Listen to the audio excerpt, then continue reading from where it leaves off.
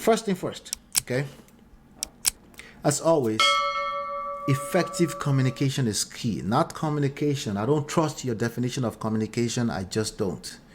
Okay? A lot of people, a lot of you all just think talking is communication.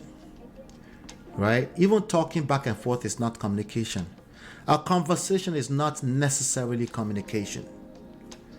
Okay, effective communication is 80% listening, particularly from an effort standpoint. Okay, it doesn't mean you're measuring time and making sure. No, the idea is not to shame your partner into doing 80%, is to put the effort into your own, do a little bit more listening, especially when there's crisis going on and you need to handle crisis. Okay, if your partner feels heard, you're probably going to win that battle. Okay, and you will get what you want. What you want is not to do the most talking. That's not what you're looking for. But your action is literally indicating that what you want is just to talk more. Okay? Effective communication is key. Effective communication is not necessarily conversational.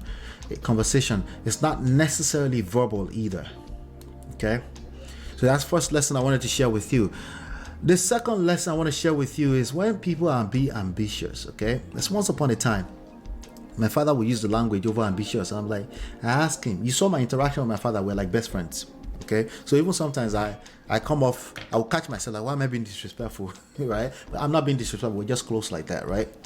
And, you know, he will use the language over ambition, like, daddy killing me now, over ambitious, right? So I've always been, I shoot high in terms of ambition, right? So he would use it and it would trigger me. I was like, I don't know if there's such a thing as over ambitious, but as time went on, I kind of understand where it's coming from, which is still me actively trying to understand where people are coming from, right? Like where it's coming from is that, you know, manage, you know, like looking for so much attention and not knowing that you need to manage that.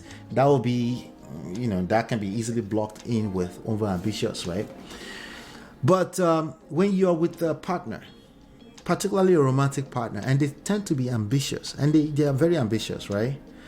The last thing you want to do is shoot that down. That's it's literally a part of a person's identity, right?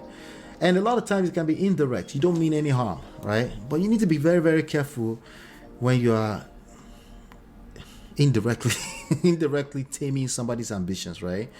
So we gotta be careful for it. It's very, very important that partners support each other. They just put a little additional effort. You might even think like, oh, babe, you know, we have to babysit at this time. This thing doesn't make sense. Make sure you're always coming from a place of empathy, that you're still trying to help them achieve what they want to achieve. And I'm not talking about girls trip. If your girl is asking for girls trip, it's already bad, terrible. Your problem is not the girls trip. The issues are deeper. But I'm talking about ambition. She happens to be an actress. She's always been an actress, a dancer, and she's want to do this thing. She wants to become a doctor. She wants to go all the way in and get all the PhD. It doesn't mean it will actually happen. If it happens, it's a blessing for everybody, because she will feel a level of self-accomplishment that she will probably share that experience with you, right? But on both sides, you just gotta be careful with that. We have to respect each other's ambitions, and but respect your partner's ambition. That's what I want you to focus on. Don't focus on respect each other's ambition. You respect your partner's ambition. It doesn't mean you have to agree to everything. That's not what it means. It just means you have to, when you're approaching a conversation about it, you're understanding that it's dear to them and they probably want your support. If they want your support, why wouldn't you want to give it to them? Especially if it's moral, emotional support in nature.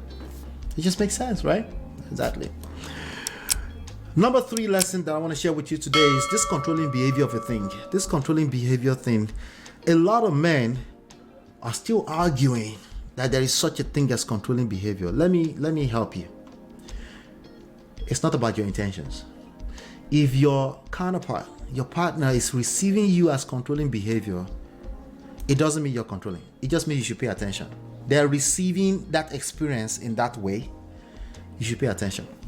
If they keep receiving that, your experience in that way, yes, you will become one of the data statistics out here. I mean, you can run around and blame her and shame her all you want. It's only going to get worse. But clearly, you've never really paid attention to even understand where stuff is coming from. right? You've never really paid attention. So whatever is creating that experience that looks like controlling behavior on the end, you continue to perpetuate it because you said it wasn't controlling behavior. It's not about the label. Whatever it is that she's receiving or he's receiving as controlling behavior, you need to pay attention. Okay, especially gentlemen. Okay, because you're the one that's mostly arguing with some of this stuff, right? So it's detrimental to relationships. Okay, because if you don't feel safe, secure, if you don't feel a sense of freedom in a romantic relationship, it's going to backfire badly. Number 4, okay, emotional abuse. Okay, like I said earlier, emotional verbal abuse is usually two-way. Okay, there are some exceptions, okay, minority, where somebody is just outrightly being the devil, a monster. Okay, but majority of the situation is both ways. The only part you should focus on is number 1. If you feel, you as an individual, if you feel, it doesn't have to be accurate. Don't let anybody shame you into it has to be their own version. If you feel like you're being emotionally abused, back off, stay away, go to a hotel room, go to your mother's house, take some time off. Okay, because it's not going to work. It's only going to get worse. Okay, that's number 1.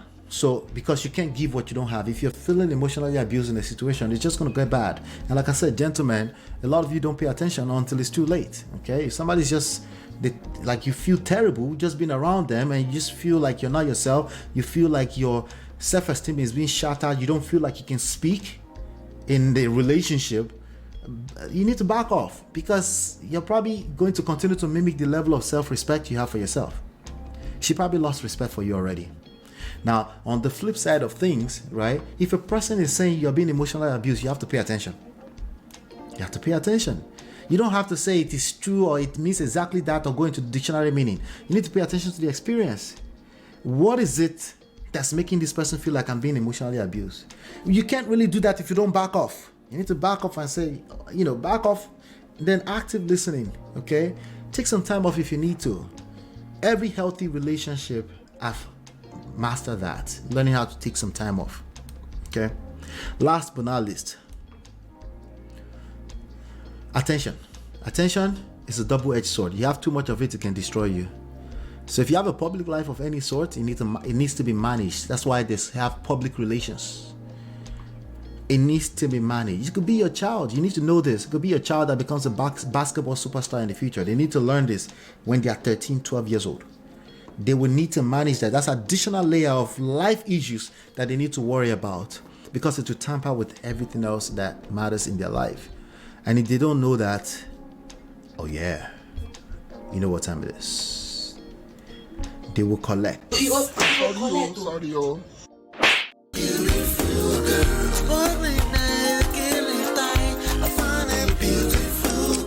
It's your love that I've been missing. I miss all your hugs, your touching and kissing. Make love on the floor, the couch in the kitchen. One loving up, we done enough.